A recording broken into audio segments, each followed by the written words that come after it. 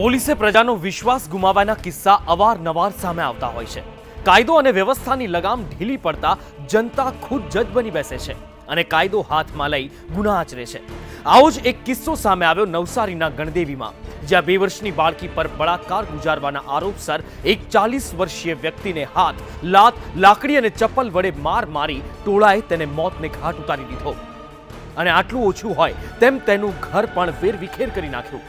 અહીં સવાલ એ ઉઠે છે કે પ્રજાએ કાયદો હાથમાં શા માટે લેવો પડ્યો? પ્રજાને પોલીસ કે કાયદા પર વિશ્વાસ કેમ નથી રહ્યો? એ કારણો છે કે જેના કારણે વિવશ બનીને પ્રજા કાયદો હાથમાં લે છે। આખરે ક્યારે જનતા પોલીસ અને કાયદા પર વિશ્વાસ કરશે? અથવા એમ કહીએ કે પોલીસ અને કાયદો ક્યારે પ્રજાનો વિશ્વાસ જીતી શકશે? સંદેશ ન્યૂઝ સમાજ હિતમાં આ સવાલોને હલ્લાબોલ બનાવી પ્રશાસન સહિત પ્રજાને વિચારવા અપીલ કરે છે। અને યાદ રહે, આ અપીલ નહીં, હલ્લાબોલ છે।